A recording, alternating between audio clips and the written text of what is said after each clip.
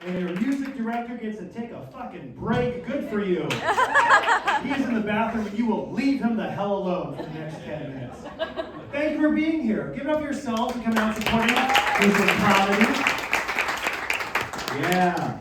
I want to thank Dan Levy for sitting up front. I've been looking at your face. I've gotten resting you, David Face, myself. I completely understand. We should take a picture later. Thank you for being here. I'm an OG member of Lottie Dome. I'm friends with Don Meck, the original producer of all this. That means nothing if you don't laugh. So we'll see. The longest note tonight will be the silence at the end of my set. Alana, you can start silence.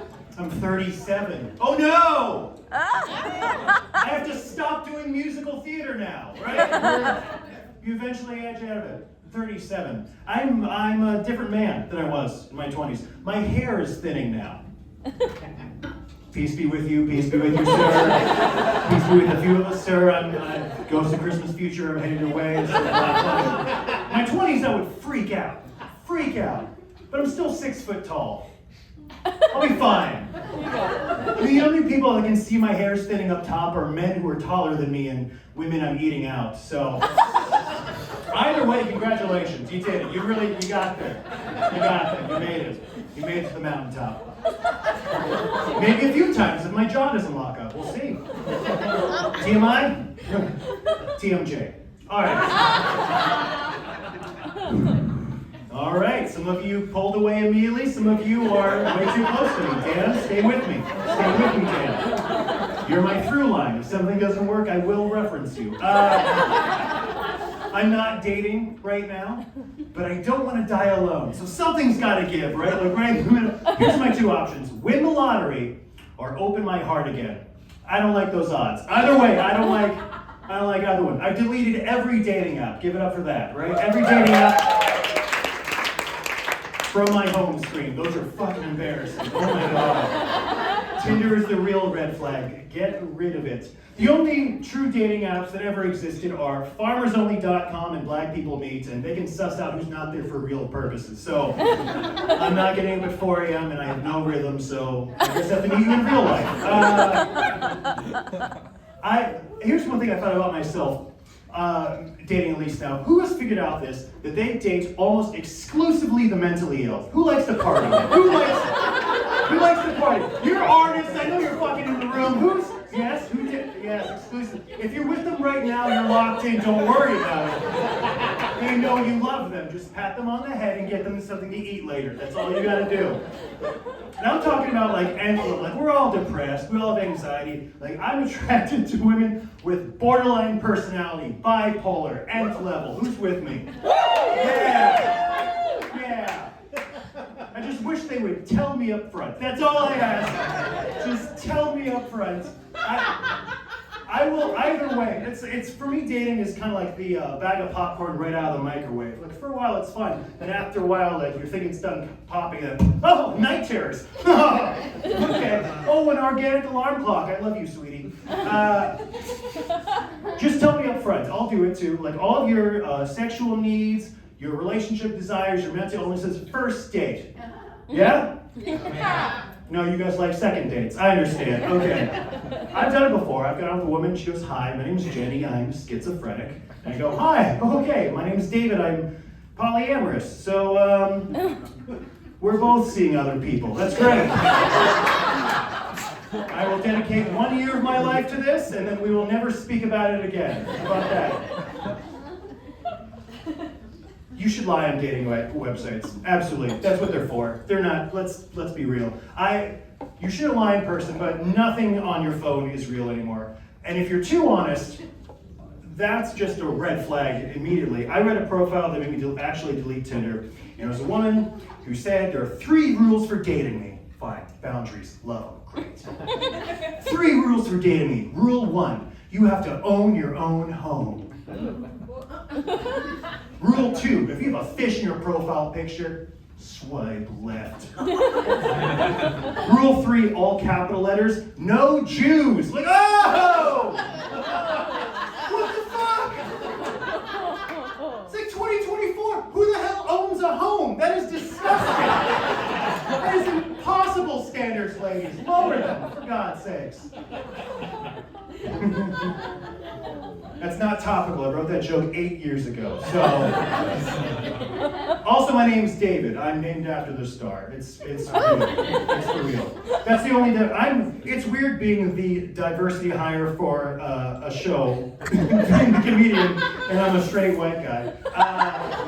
The only diversity in my family are my parents on my mom's side. My mom's mom is Irish Catholic, first generation. My mom's dad, Ukrainian Jewish man, also first generation. And they both taught me completely different ways to leave a party. My grandma, of course, taught me the Irish goodbye. That's where you're at a party, you tell no one you're leaving, and you get out of there, right? And my grandfather taught me the Israeli goodbye. That's where you're at a party, you tell everyone you're leaving, then you go around back, turn off their water and electricity, and you live there now. So that's pretty good. Those are big differences in my family. I'm figuring out who's in the room right now. Did we all like that joke or no? I'm a leftist, I'm so sorry. I think there's a good, small laws we could do to enforce on whoever next president is to try to, get us in the right direction. We should just ban single-use plastics. Simple, easy, right? Just get rid of them. Right, who's with me? Right, that's right. That's right. Ban condoms. Ban condoms. You clapped first. You're locked in, baby. You're locked in. Everyone else is turning them inside out, using them again. But no, you and me. Specifically you and me. Dan Levy, you're back. You're back at it. I will make you laugh once. Massachusetts just had enacted a law that banned styrofoam for to-go boxes. I think that's great. I mean, the only thing before that, getting rid of white trash, was the opioid crisis. And I think this is too close to my home? Okay, all right. Stopping autobiographical on stage, you got it, Davenport. I think we drink too much as a society. I definitely do. I don't think every holiday has to be a drinking holiday, but we're in Chicago. Everything's a drinking holiday. Like Fat Tuesday. Do we celebrate Fat Tuesday? You celebrate the ancient Native American holiday of Mardi Gras? Mardi Gras? Am I pronouncing that wrong? I'm assuming it's Native American because we trick people with beads. But other than that, what? A lot of white guilt in the room. All right, pull back, David. Pull back just a little bit, David.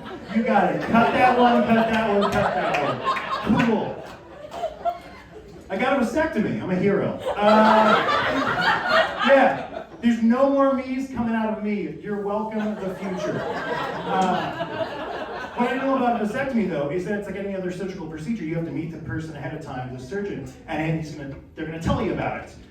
But when I came in and I sat in the room, there was no one there, and then the door swung open, and a man walked in wearing a white coat, stethoscope, clipboard. We've seen television. And he says, "You must be David." And I said, "Yeah." And he walked around his little table and sat down, and he said, "All right, let's see him." And I did. That's all it took. And then I walked in front of him, unzipped myself, and he handed me to him. It wasn't attachable. I handed me to another person. He's holding me like an upside-down Xbox controller, just figuring out the buttons. And then he gives me back to me and says, "All right, it's a pretty straightforward procedure. Do you have any questions?" And I said, "Yeah." "Who the fuck are you? Who are you?" I have so much trust in doctors. Is this what you mean, ladies? When you like a man in a uniform? He just walked in looking like a doctor and said, "Show me your dick!" And then I did. That's all it took. Now I'm on the dark side of Craigslist. I thought I owed this guy a $25 copay. Now we're dating. Jesus. But I did it. Was that the light, or was that just waving? No, that was the light. Beautiful. Here's the last one.